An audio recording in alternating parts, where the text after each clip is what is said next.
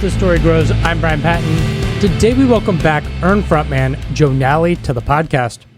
Urne will release their incredible new album, Setting Fire to the Sky, this Friday on Candlelight Records.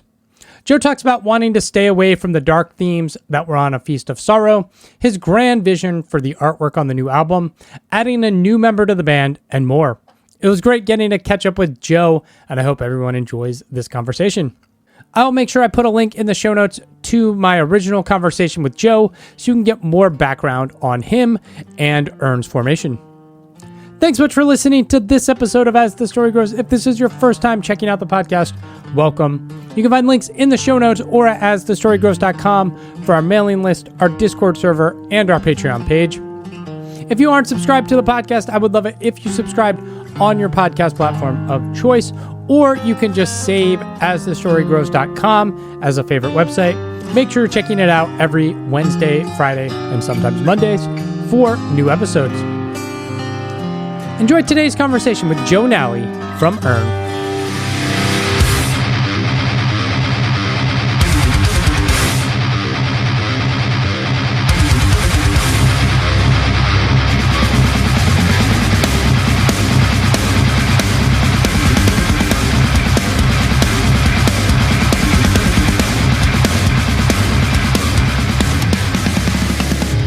Okay, there we go. Hey, there we go.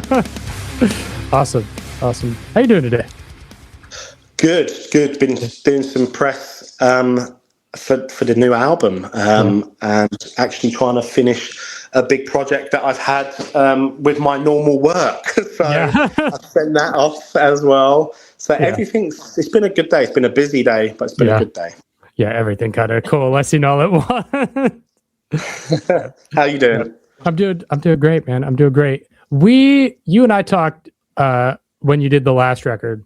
Okay. And so I re-listened to that conversation last night. One of the things you said at the end of that interview was that you had written songs for the next record, and as soon as that record was out, writing for this record essentially was going to start. How much did that actually happen? And what in that early writing process kind of stayed? God, I mean, I think the second track of the album, the final track, so the normal track listing is 1 to 8, the final track being Breathe. There has been a bonus track sent with it, track 1 to 8. Breathe was wrote about 13 years ago. Okay. And then some riffs here or there, like The Spirit Alive, track 3. Okay. That was there, 2 minutes of that was there. A few tweaks obviously happened along the way, but those songs, what we did have, track 2 sounded very different. It sounded more like a Toto/Peter Gabriel song. The intro is very inspired by a Toto song called I Will Remember. But obviously we've mixed it in sound, made it sound like kind of a Judas Priest sort of intro, you know? Yeah. But usually we don't really throw away many things. We will tweak it until it works. So that's a fair amount stayed. Nice. Were there things you kind of knew you wanted to do different in the writing process? One of the things that I've come to realize over the last year, anytime a band releases an album that connects with you, I'm always fearful of what the follow-up is, right? A Feast on Sorrow was incredible. And I'm just I don't know, you set the bar so high, but listening to the new record, I'm just fucking nailed it, right? Cheers, so were there things you knew you wanted to try differently or improve upon? Well, we wanted the whole feeling of the songs, the lyrics, the artwork, the vision to be more positive and a bit more uplifting. And we wanted to kind of trim the fat. We have a tendency to kind of make songs quite long. Even though we love it, I do know that, on the previous 2 albums, there's been quite a lot of long songs. So one thing you need to do to make it different. So this time, let's trim off a minute of each song, and kind of bring it a bit in and make the production feel a bit more modern. The last album served its purpose. The last album was lyrically, the vision of it, the songs were all very heavy, dark, didn't have many uplifting moments. So, and the album, I think the production sounds so organic. Yeah. powerful and amazing, but it was also quite it feels dark. Yeah. Whereas this one, I was just like, there's just no way I can go down that avenue again. You know, so we purposely, again, and like the artwork, so bright and vibrant, you know. Yeah.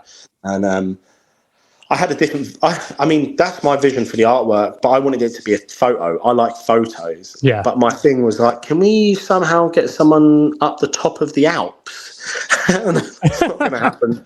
I was like, well, can we try? And I was like, Joe, it's like a danger zone. I was like, yeah. Okay. And then I was like, we know a painter, and I've never really dealt with painting and illustrators really for our album art. For T-shirts, yeah, sure. But for album arts. And they sent this guy, Dan Zollinger, and he seemed chuffed. I think he's been wanting to do a metal album for a while. Nice. And when he sent like the original sort of things, and I was like, right, we're going to build on this, and spot on. It feels triumphant, you know? Yeah. Nice. What led you to wanting to be more lighter, positive? Was it just like mental health and not wanting to just be so dark and gloomy all the time? Was it... You know what? It weren't writing a feast, I'm sorry. It wasn't recording it. It was when I was doing press. I was like, God, fuck. And then meeting fans who is affected. And the hard thing is, it's like, okay, it means a lot that it's touched people and affected. Yeah. Bear in mind, we're not a massive band. We're not like your fucking Metallicas and whatnot. Yeah. So it's a bit mad for me. And people coming up and saying that, or sending me messages or emails or whatnot. And I'm like, I kind of points, I kind of like didn't really know what to say, especially in person. Yeah. I never really knew what to say. And I was like, I can relate, but I don't know if I'm going to tell you what the right thing is. Yeah. So the amount, I used to just hug people, and I'm like, and it's tough. And I just thought, I can't do this again for myself. Yeah. And I just want the songs when I'm, if I'm singing the Feast of Sorrow songs, I'm like, God, this lyrical section coming up, I'm dreading. And it got easier over time, much easier. And there's a reason 2 songs haven't been played on that album. One, well, they're fucking long, and 2, they really touch. They're really on the nose of like for me, and I just don't think I could put myself through it. Yeah, that makes sense. So what things were you drawing inspiration from lyrically then? Like what or feeling did you want to convey this time around? Because like, you're still a heavy band writing heavy songs, and that doesn't necessarily come across as joyful, right? Yeah.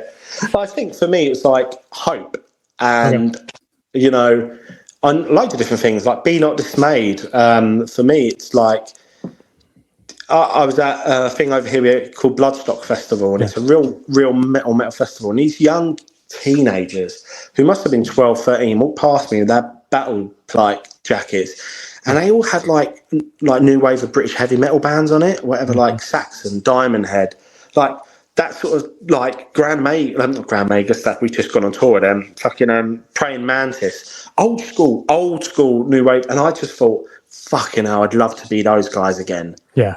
Like I thought that was so. And you usually see kids wearing whatever Bad Omen shirts or whoever, but these kids they were like the new wave of British heavy metal. These like select bands, Saxon aside, who were big for 3 or 4 years. Yeah. And I was like, God. And they were walking through a festival, and I was like, it's like a religious thing. Yeah. And I remember going to see Slayer for the first time and walking in, the fear, the dread, just all these different things rushing over me. And Be Not Dismayed is that thing about we're here together, and don't be afraid. Don't be. There's a bit when it's like don't be afraid when the lights go out, and that's. I think people think it's probably more of a real clever thing. It's essentially when the lights go out at a gig. But the way I've worded it and put it into the song, it's sort of like a cheesy thing, like you would get on the first like Metallica, Kill 'Em All, about banging the stage and that. But it's kind of like my view of that. And the spirit alive, the hope that there's just someone who can just change what's going on in the world. It's fucking.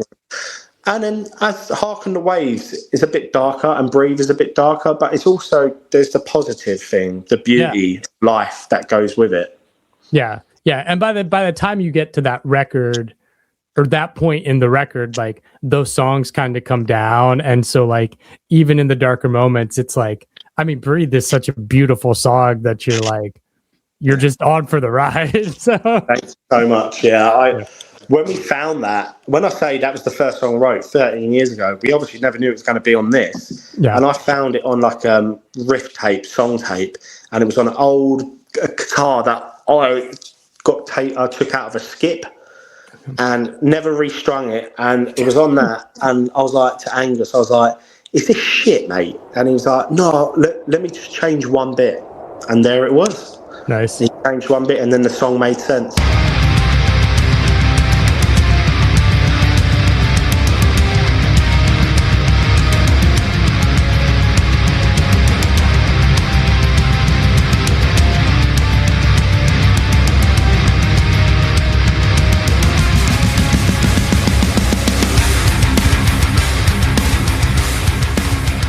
Who did you guys work with on producing this record?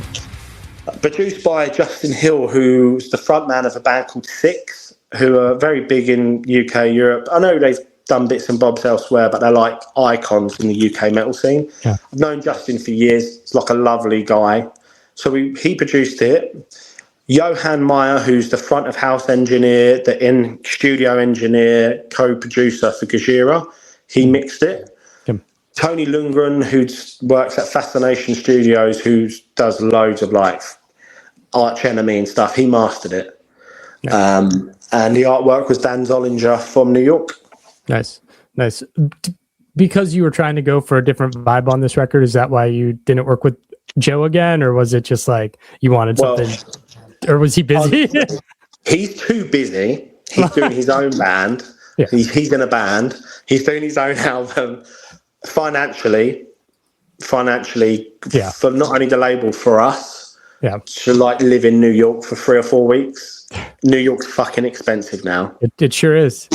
And I don't think we probably ever could do that again until like we're in a really comfortable place, because it is, when we did it, the pound was at its lowest. And not only was it at its lowest, everything in New York is disgustingly expensive now. So buying a bag of pasta and paying $7 for a bag of pasta is mental. Yeah. So, and that's literally essentially paying £7. Yeah. And I was just like, wow, like this is insane. Don't get me wrong, we got drunk every night and had a fucking great time. Yeah. This time, like the album before we did in the middle of nowhere in Wales, then we did that, and this time I just wanted to have something that was like easier. We all lived near there. We all went home every night, chilled out every night, slept in our own bed every night, and we needed that. Yeah, a completely different vibe and experience. Yeah. How'd you get connected with Troy Sanders and convince him to do a guest spot? Well, we were discussing there had to be someone on the album. We'd never really done it. So in the end, we ended up with 2 guest people. Yeah. And on one of the B-sides, we've got Tim from Avatar. But there were some people we were talking about, but not necessarily for Harken the Waves. Okay. Then when Troy's name got thrown up, I was just like, hold up, we can do something here. Yeah. So Johan also does front of house for Mastodon when their normal person can't do it.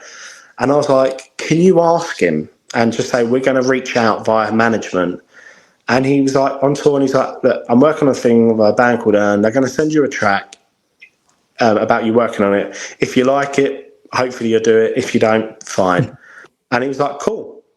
And then he really liked it so much that he ended up doing 6 verses on it, whatever it's 6 verses, 5 verses. And was so honoured by doing it, which was mad. When he was talking to us, like when I went to see, I met him, and he was so honoured, and I was like, "What the fuck?" And he didn't want anything. He was just proud that and it was a real guest feature, not like a one verse or a couple of lines. He is the part of the song. He's really there. Yeah. So, does that make that? Does that make that track tricky for live, or you just like, we'll just like save that one, or is it because it's 9 minutes you're like not even gonna touch it? Well, mate, honestly, like we've been doing it, and all the vocal patterns were wrote by me, and with him in mind. And I did a demo of it so he could hear what I was doing. And I tried to do my best Troy Sanders, like, and then he sent it back, and wow, what a fucking professional. Yeah. And he did these high notes, which I haven't even heard him do in fucking Mastodon, where he's holding like a high note in one place for like a 12 seconds, like not a shout, he's just proper holding this bellowing like line. And I was like, Jesus Christ. So yeah, he what an honor. Like, yeah, I'm sitting there and I'm like with my best mates going, last album Joe Duplantier, this one Troy Sanders. When we get like James Hetfield, we can just pack it in. Right. So there you go. Yeah, swing for the fences next time, right? Pop a hit, like. yeah, imagine. Oh, that'd be wild. In the music videos I've noticed, and I assume with the live version of the band, you've added another guitarist. What led to that? Just this album, like our manager sat down with us, and there's so much more going on. You really need the attack of two guitars. We did really well. Angus has this whole setup, but still, when there's so many different layers, you're missing out by the second guitar, back into solos. And I'd only do it, I had one person in mind, and as long as it's the same person that Angus had in mind, which it was, and I'd only do it if it was that person. Mm-hmm. And they said yes. And we've been working it live, and honestly fits, like we knew he would fit in so effortlessly. Curtis is his name. And it's been so smooth. Nice. And he's a great guy, and he's a ridiculous guitarist. Like, it's insane. And I think from now on, I think we're going to start writing music with him, the intention of him being with us. And like, he's having a great time. And like, we see him as a part of the band now. For this, we recorded it as a 3-piece, so in the album, it's a picture of 3 of us, but he's listed. But beyond that now, he's with us, and fucking what a great person. Like, we're really lucky to have him. Yeah, adds that extra dimension. Yeah. Oh, yeah. Album's out the end of this month. What's kind of the touring and this year look like? We've got a lot to sort out. We're going out to Europe to do a short run.